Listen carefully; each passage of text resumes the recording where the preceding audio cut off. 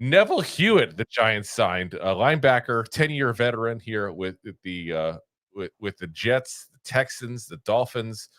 So been around the league for a little while here. The main reason why I think he's the only guy that of all these roster moves we've made that's going to make any difference here, guys, is quite frankly because of the fact that we are so bad right now at linebacker position. It's not even funny. Like this was a position we talked about leading into this that the Giants were already thin to begin with at linebacker. Yeah. Yeah. Yeah, it's like we got Chris Board out. Demetrius Flanagan-Fowles out. Micah McFadden out. Like we're literally down at this point to Bobby Okereke, Darius Muasau, and Swayze Bozeman, who's mostly known for having the first name that is the same as the last name of Patrick Swayze. So yeah, that's a thin spot here. So again, this kid is not a superstar. Let me be very clear on that. I shouldn't even say kid. He's going to be 32 this season here.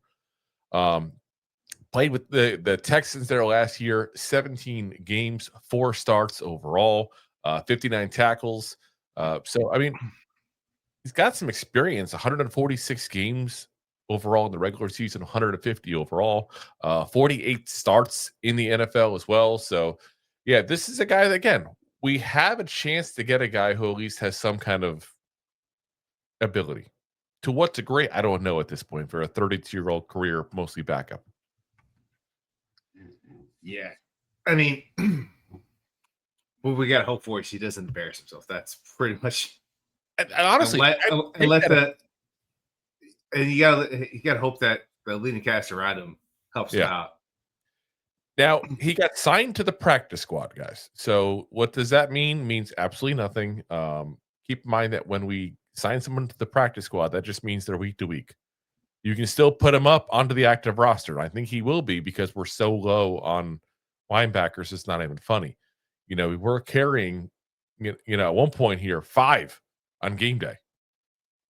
You know, because you had just in case Okereke, McFadden, and Musa was actual linebackers. You had Flanagan-Fowles and Board as just special team guys who were labeled as linebackers.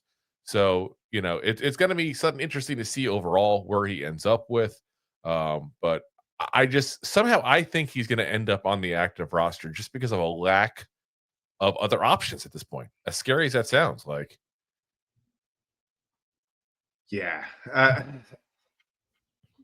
You would have to think, especially like you have other players that could go into interior linebacker role, but like we don't have depth there. So you have to put, pieces in place just in case you have another McFadden issue.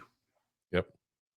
And I see a Jay there in the comment doing random linebackers now. Is Blake Martinez not available? Like, I mean, it's just like I said, this is where we're at, guys. And we say it all the time whenever injuries happen and things happen. You're not getting, the next Brian Urlacher or, you're not getting the next, Ray Lewis off the streets in the middle of September. Like, that's just where we're at. Well, Ray Lewis maybe at one point in an alternate universe. Well, technically, both available off the streets right now. You'd have to unretire them. You know what I mean? Like, you're not going to get the creme of the creme here at that point. That's not what it is. Cream of the crop. Like, we're going to have to go ahead and get a guy who's at least shown he can play 10 years in the NFL, which shows something. 10 years is, 3 times the average length of a career. But it's just, like I said, a guy you can't expect massive things out of. You just got to hope that he's a guy who doesn't embarrass himself out there. Because, spoiler, we did add someone to our active roster. We go over all the flurry moves here in a little bit. That, quite frankly, did embarrass himself last week.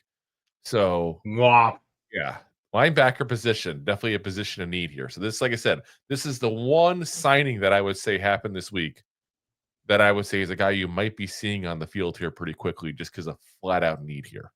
Thanks for watching. Like the show? Of course you do, or you would have turned it off by now and not be hearing me. There are plenty of ways to support the show.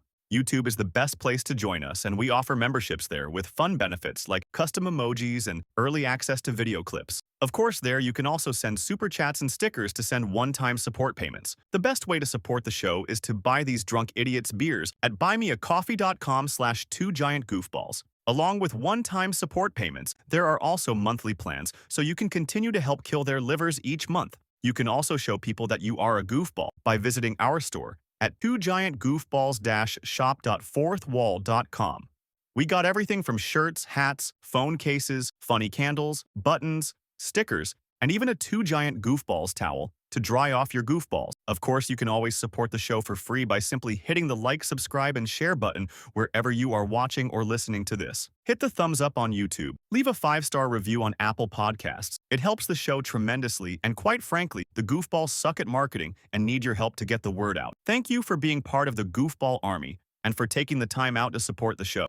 If you like that clip, then you will love the full episodes too. Find us on your favorite podcast app and look for us on all your favorite social media platforms.